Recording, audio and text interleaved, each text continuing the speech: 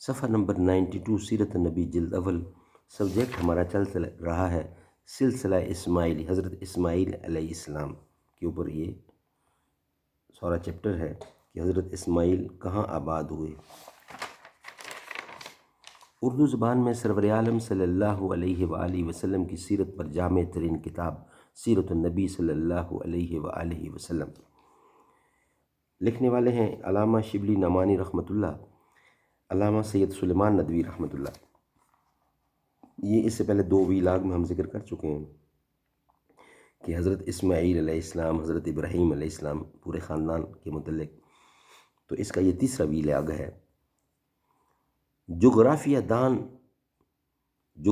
دان عرب عموماً متفق ہیں کہ فاران حجاز کے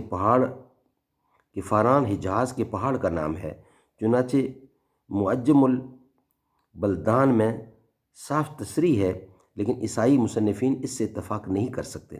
اس کا فیصلہ ایک بڑی طول و طویل بحث پر مبنی ہے جو مباحثہ اور مناظرہ کی حد تک پہنچ جاتی ہے، اس لیے ہم اس کو قلم انداز کرتے ہیں۔ البتہ اس قدر بتانا ضروری ہے کہ عرب کی حد شمالی کسی زمانہ میں کس حد تک وسیع تھی۔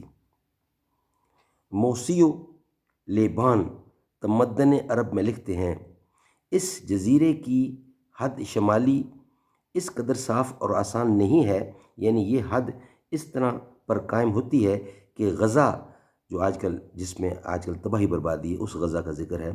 غزہ سے جو فلسطین کا ایک شہر اور بحر متوسط پر واقع ہے، ایک خط جنوب بحر لوط تک کھینچا جائے اور وہاں سے دمشق اور دمشق سے دریائے فرات تک اور دریائے فرات کے کنارے لا کر خلیج فارس میں ملا دیا جائے، پس اس خط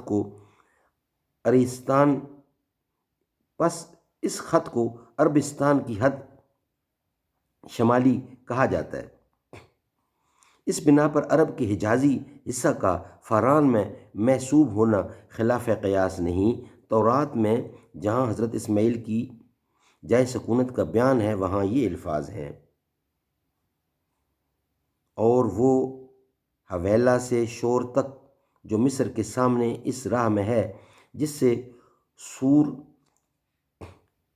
سے سور کو جاتے ہیں، بستے تھے۔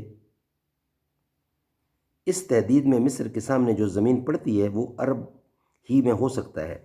نصارہ کی مقدس کتابوں میں جس قدر اعتنا ہے بنو اسماعیل کے ساتھ ہے، بنی اسماعیل کا ذکر محض ضمنی طور پر آ جاتا ہے، اور اس وجہ سے حضرت اسماعیل کا عرب میں آباد ہونا بہ تصریح نہیں ملتا، لیکن مختلف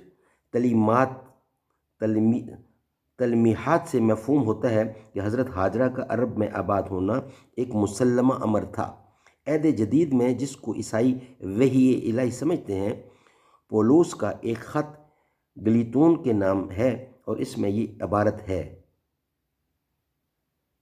ابراہیم کے 2 بیٹے تھے، ایک لونڈی سے دوسرا آزاد سے، پر وہ جو لونڈی سے تھا جسم کے طور پر پیدا ہوا، اور جو آزاد سے تھا سو وحدے کے طور پر۔ یہ بات تمثیلی بھی مانی جاتی ہے، اس لیے کہ یہ عورتیں 2 عہد میں، ایک تو سینا پہاڑ سے جو ہوا وہ نرے غلام جنتی ہے، یہ ہاجرہ ہے، کیونکہ ہاجرہ عرب کا کوہ سینا ہے اور اب کے یروشلم کا جواب ہے۔ اگرچہ معلوم نہیں کہ اصلی عبارت کیا ہے، اردو اور عربی دونوں ترجمے ناصاف ہیں، تاہم اس قدر واضح ہے کہ پولوس جو حضرت عیسیٰ علیہ السلام کے سب سے بڑے جانشین ہیں، حضرت ہاجرہ کو عرب کا کوہ سینا کہتے تھے۔ اگر حضرت ہاجرہ عرب میں آباد نہ ہوئی ہوتیں تو ان کو عرب کا کوہ سینا کہنا کیا معنی رکھتا ہے؟ آگے چل کر بقطہ کے ذکر میں یہ بحث زیادہ مؤید ہو جائے گی۔ انشاءاللہ ہمارا جو نیکسٹ ویلاگ ہے، ذبیحہ کون ہے، وہ نیکسٹ ویلاگ میں بیان کریں گے۔ کہ محمد سے وفا تو نے تو ہم تیرے ہیں، یہ جہاں چیز ہے کیا لوح و قلم، تیرے ہیں